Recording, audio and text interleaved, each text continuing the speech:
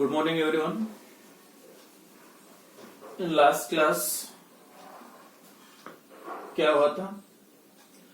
Oswald dilution law for weak acids और कुछ portion for weak base भी हुआ था। थोड़ा सा बच गया था ओसवाल्ड डाइल्यूशन लॉ का। तो फॉर वीक एसिड या वीक बेस सेम डेरिवेशन है, अलग से याद रखने की जरूरत नहीं। जैसे के a dissociation constant of weak acid for acid के लिए, और यहाँ पे चेंज होगा फॉर वीक बेस के लिए के ए के जगह पर के बी। बाकी जो डेरिवेशन है उसका जो स्टेटमेंट लिख देते हैं, क्या था statement? Ostwald dilution law for weak acid के लिए the degree of dissociation of weak acid that is alpha is directly proportional to square root of dilution, मतलब वॉल्यूम, और inversely proportional to the square root of concentration. मतलब concentration बढ़ाओगे तो alpha की value कम होगी, और डाइल्यूशन बढ़ाओगे तो मतलब वॉल्यूम बढ़ाओगे सॉल्यूशन का तो अल्फा की वैल्यू बढ़ेगी। तो ये स्टेटमेंट था फॉर वीक एसिड के लिए। Same statement of weak base के लिए भी लिखोगे, degree of dissociation of weak base is directly proportional to the square root of dilution as square root of volume of the solution or inversely proportional to the square root of concentration। वही statement वही derivation आएगा। तो अपना derivation I think यहां तक हुआ था। के बी इज इक्वल टू, आप के ए था क्या है? K b is equal to alpha by V into alpha by V upon 1 minus alpha by V. Same K की जगह पे के बी क्या आएगा आगे?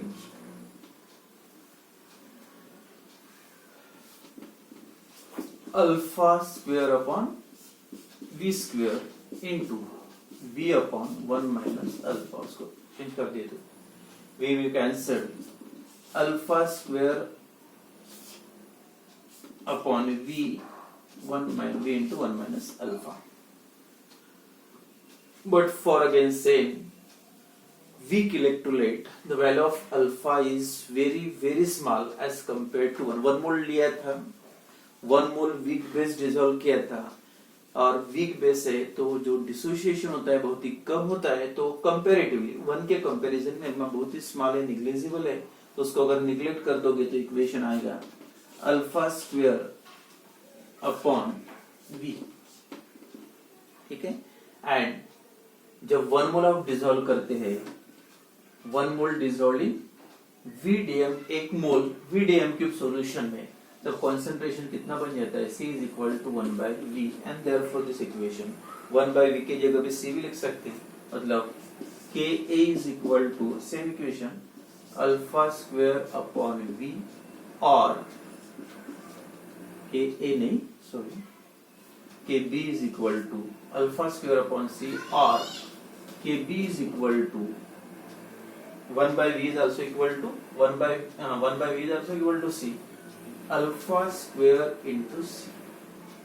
Same. Therefore, alpha square is equal to Kb upon Kb. Alpha square is equal to Kb into V, or alpha square is equal to Kb upon C. Therefore, alpha is equal to under root of Kb into V, or alpha is equal to under root of Kb by C। तो constant है Kb, क्या है equation? Alpha is same is indirectly proportional to V, or alpha is inversely proportional to C। okay, same statement है, same equation, बस difference इतना है। First equation में के ए था और ये इक्वेशन में क्या है? K B. तो लास्ट में क्या लिखोगे statement? What is Oswald dilution law for weak base? Statement क्या आएगा? The degree of dissociation of weak base is directly proportional to the square root of volume of that solution containing 1 mole of solute, or inversely degree of dissociation of weak base is inversely proportional to the square root of concentration. तो सीधा सीधा meaning है इसका, अगर dilution बढ़ाओगे, volume बढ़ाओगे, ज्यादा solvent add करोगे तो degree of dissociation बढ़ेगा, मतलब आयोनाइजेशन बढ़ेगा। और अगर कॉन्सेंट्रेशन बढ़ाओगे, कॉन्सेंट्रेशन बढ़ाने का मतलब अगर सोल्यूट ज्यादा ऐड करोगे तो डिग्री ऑफ डिसोसिएशन की वैल्यू कम होगी।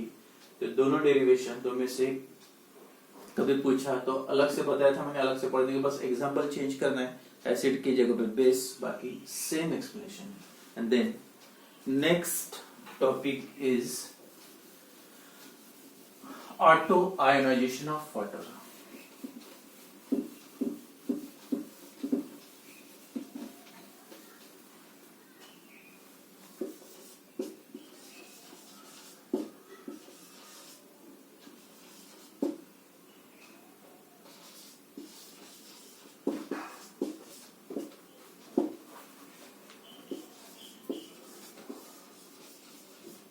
वाटर का ionization is auto ionization because it undergoes self ionisation.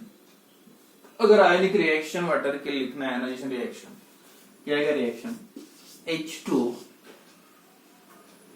Water is a very very weak electrolyte, pure water very poor conductor of electricity. और इसका रीजन है, अगर पुअर कंडक्टर इलेक्ट्रिसिटी का means it contain very less number of ions। और water के ions कौन से form होंगे, H positive and OH negative, less number of ions. तो आयनाइजेशन का एक्सटेंट जो है वाटर का बहुत ही स्मॉल है, बहुत ही कम है। तो water is a very very weak electrolyte, is it ionize to very smaller extent, मतलब reversible reaction, H positive and form OH negative ions. But Arrhenius theory में आपने पढ़ा था, actually this H positive ions exist in the form of hydronium ion but not free H positive। Free कभी नहीं था, इसलिए ये रिएक्शन आप थोड़ा चेंज करके लिख सकते हैं, वही ये लिखा दो, कोई प्रॉब्लम नहीं।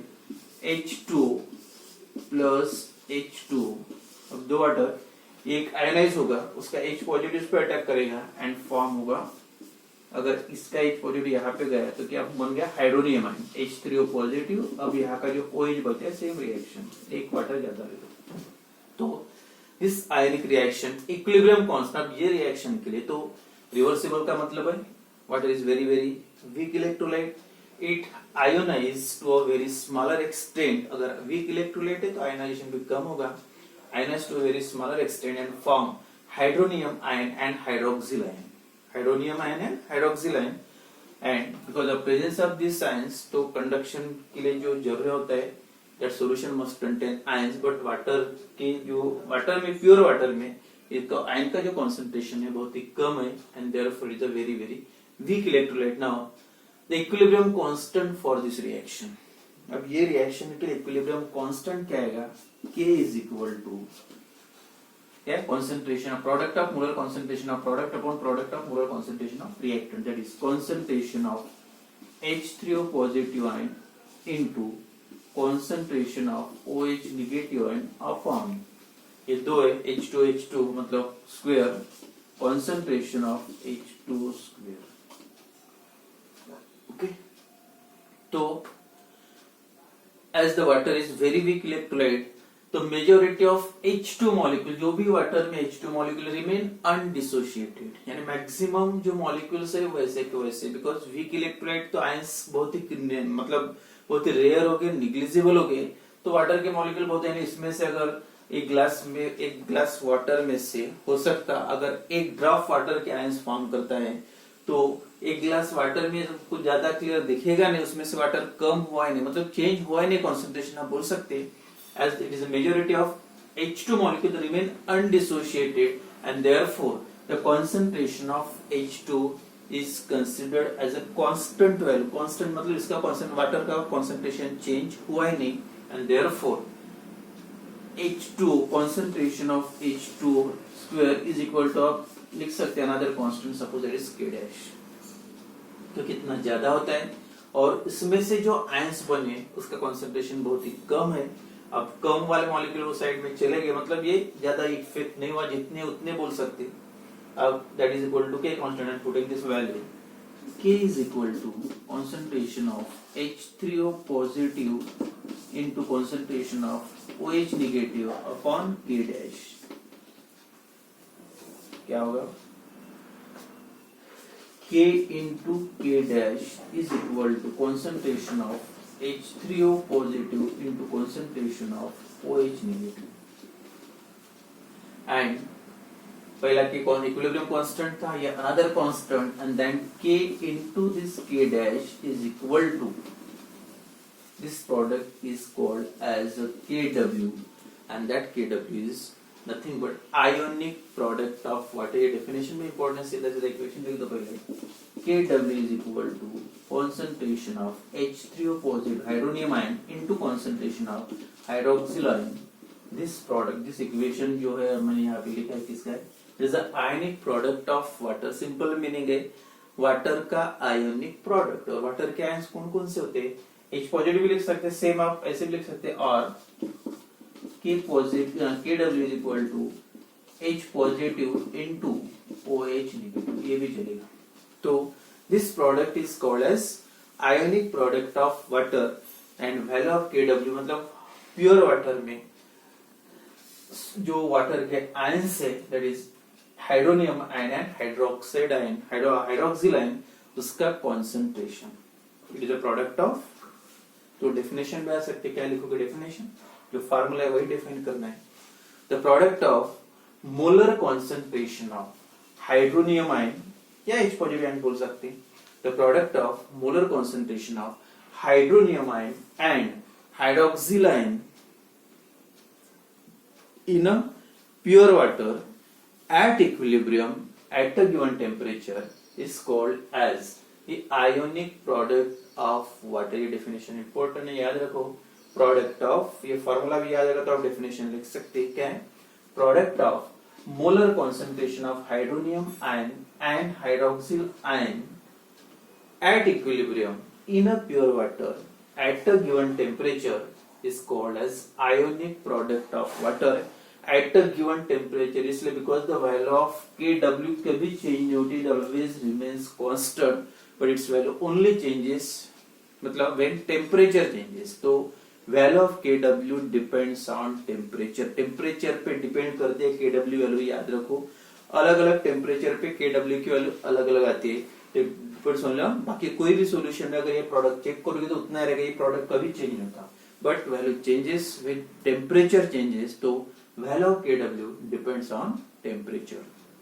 And again in pure water, तो value of Kw कितनी आएगी? तो आपको ये भी पता है, जब वाटर का आयनाइजेशन होता है, when H2 ionized form H positive and OH negative ions, और H3O positive और OH negative.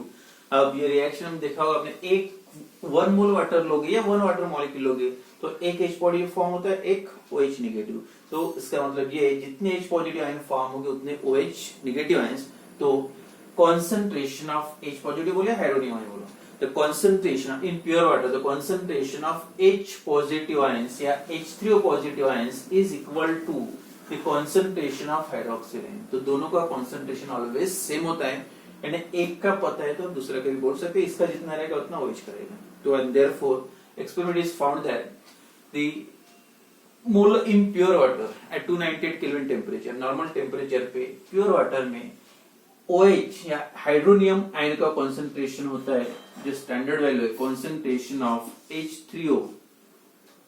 H3O positive ion is equal to 1 into 10 raised to power -7 mole per litre. 1 litre water में H positive बोले hydronium ion concentration कितना होता है, 1 into 10 raised to power -7 mole per litre.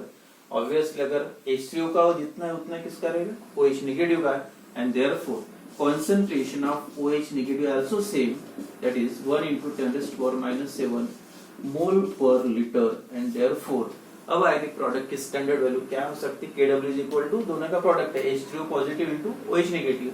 therefore Kw is equal to hydronium ion का concentration कितना है, 1 into 10 raised to power -7, और OH का concentration same 1 into 10 raised to power -7, मतलब Kw is equal to 1 into 10 raised to power -14. तो ये standard value, and this value is at standard temperature, मतलब 298 kelvin temperature. तो पहले बताया था, it only depends on temperature at 298 kelvin Kw is equal to standard value याद रखो ionic product of water at 298 kelvin temperature is equal to कितना है 1 into 10⁻⁻14 मतलब जो दो आयंस होते हैं कटायंस एंड एनायंस मतलब H पॉजिटिव है OH निगेटिव आयंस उसके जो प्रोडक्ट कंसंट्रेशन का प्रोडक्ट है उसकी वैल्यू आती है 1 इंटू 10⁻⁻14